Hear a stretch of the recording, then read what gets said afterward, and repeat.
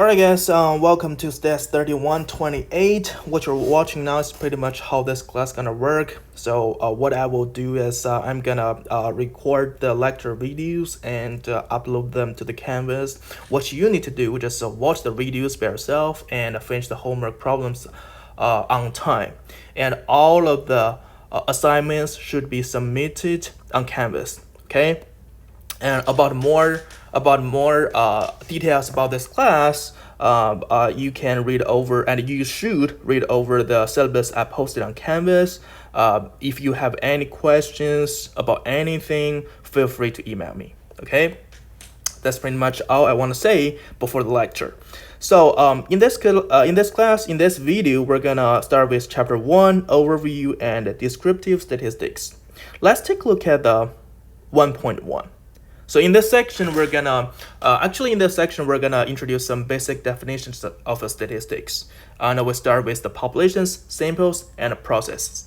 So first of all, let's take a look at the definition of statistics, because this is a class about statistics. Let's take a look at the definition. Statistics is the science of collecting. It's a science of collecting, organizing, summarizing, and analyzing information to draw conclusions or answer questions. Okay, so the statistics is to answer the questions. So the question is that before we collect the data, we got to know why are we collecting the data, or what are we collecting the data for. Okay, once we know the goal, we got to go ahead to collect the data and do some calculations and answer the questions. In addition, statistics is about providing a measure of confidence in any conclusions. Based on the statistics we can make some predictions or conclusions for the future as well. But the point is that when we are making a prediction, we cannot say that, okay, I'm 100% sure that this is going to happen. But we usually say, okay, I'm 90% confident to say that this is going to happen in the future. Okay, that's pretty much about the definition of statistics. After this, we're going to introduce some pairs of definitions. Let's start with the first pair, population and a sample. The entire group of individuals to be studied is called a population. An individual is a person or object that is a member of the population being studied. A sample is a subset of the population that is being studied. So basically, if we want to determine if the data set is coming from a sample or population, what we need to do is that we just need to say if this is coming from the entire group of the individual. If it's a entire group, then it's a population. If it's a sample, if it's a subset of the population, it's going to be a sample. Okay. Now, once we know the definition of a population or sample, and another pair of definition I would like to introduce. Let's take a look at the parameter and the statistics over here first, and then we're gonna go back to the descriptive statistics and the inferential statistics top here. A parameter is a numerical summary of the population. A statistic is a numerical summary based on the sample. So in other words, that the parameter goes with the population and the statistic goes with the sample. And both parameter and statistic are the numerical summary. Okay? Now, let's take a look at the example of it. Example, parameter versus statistic. Okay, suppose the percentage of all students on our campus who have a job is 84.9%. This value represents a parameter, of course, because it is a numerical summary of a population. Why is a population? Because it's corresponding to all students on your campus. Okay, it's the entire group of individuals. That's why this is a population. If this is a population, of course, this value represents the parameter.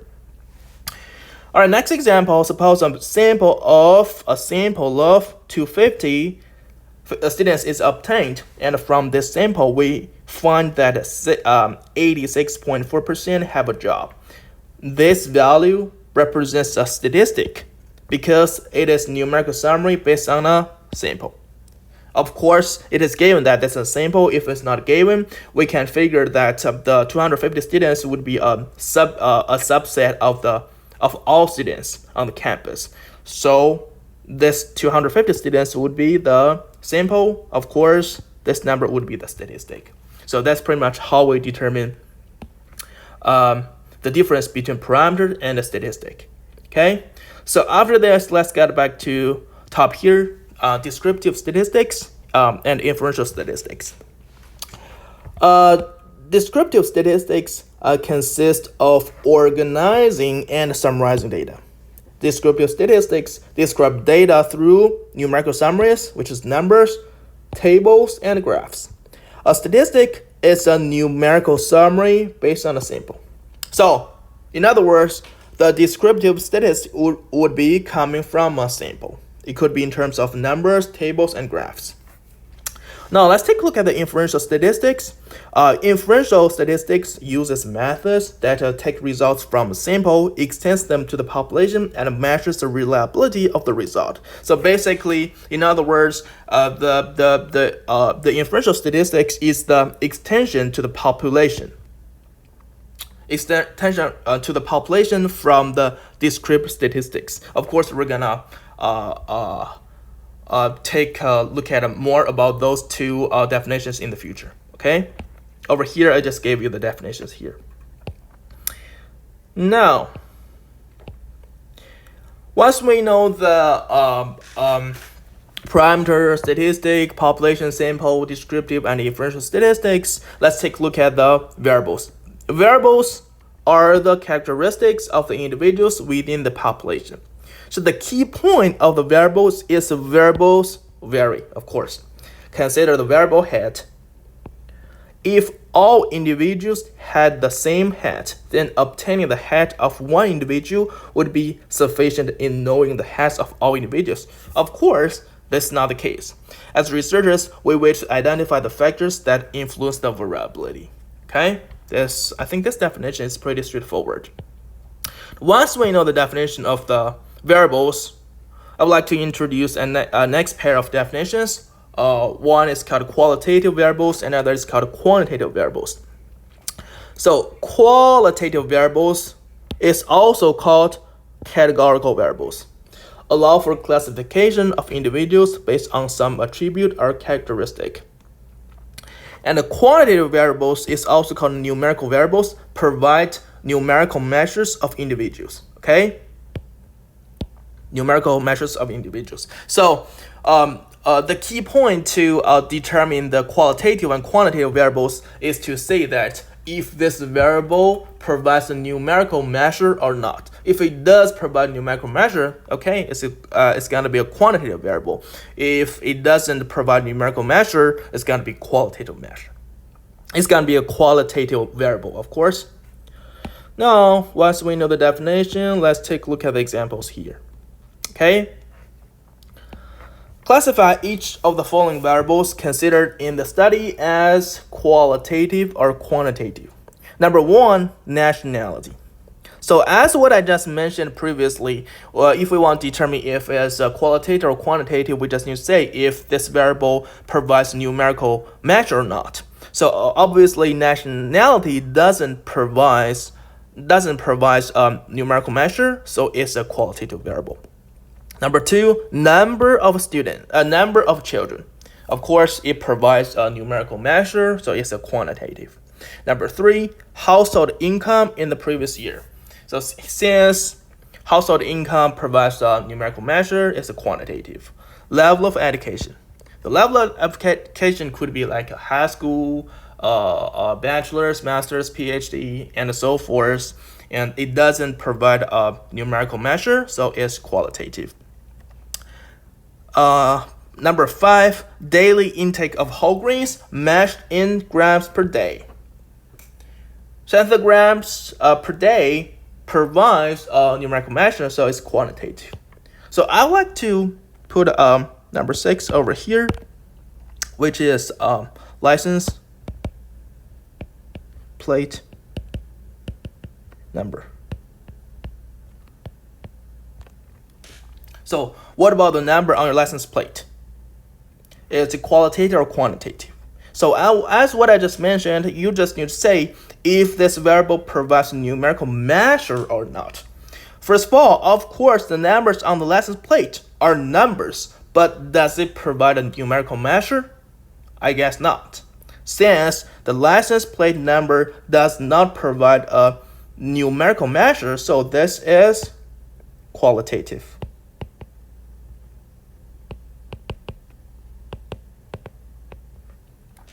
Hope this is I hope this makes sense to you. Okay.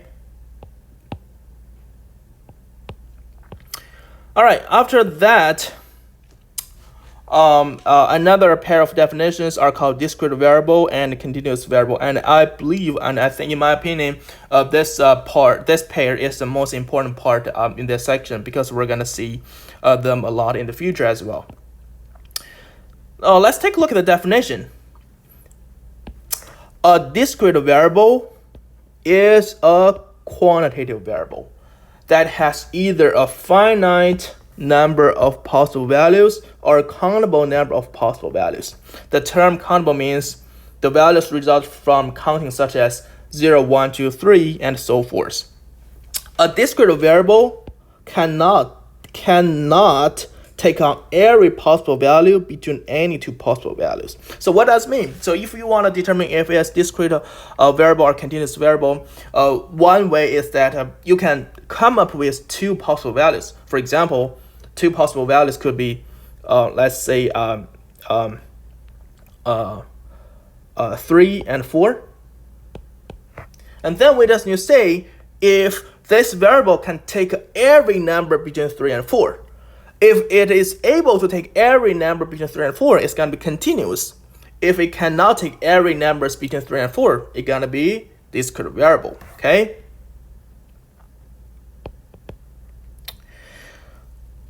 Of course, let's take a look at continuous variable. A continuous variable is a quantitative variable as well, and that has an infinite number of possible values it can take on, and it can be measured to any desired level of accuracy. Okay, so if we want to express discrete variable and continuous variable in terms of graphs, I would say that the discrete variable would be a bunch of dots, a separate dots. Okay, the continuous variable would give us a straight line or a curve. Whatever it is continuous. Okay, that means it is able to take any number between those two possible values.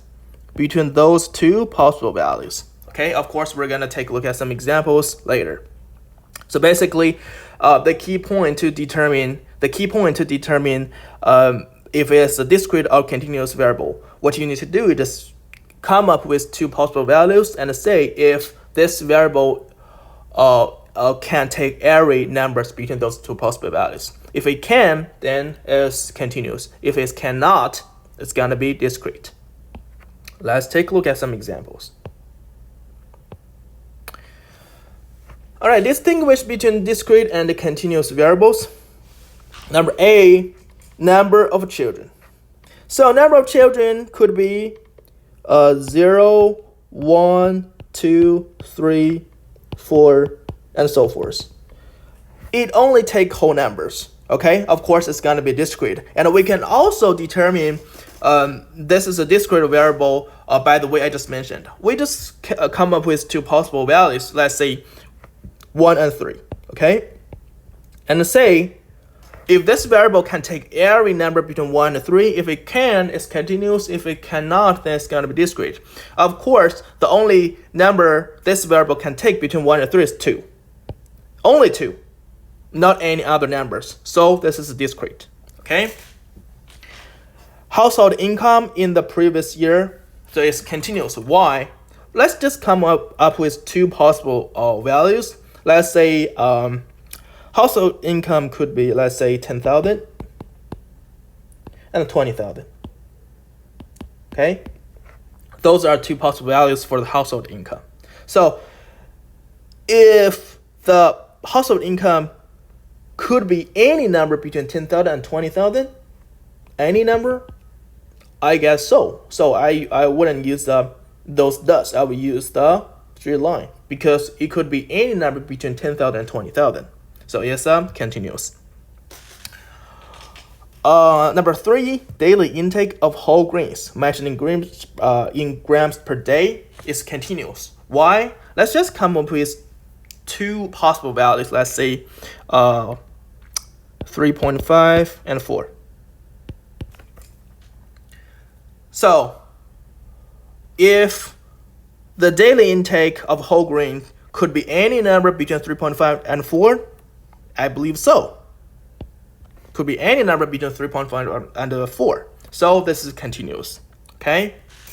And all in all, once again, so if you want to determine if a variable is continuous or discrete, you just need to come up with two possible numbers and say if this number can take every number between those two possible values or not. Okay?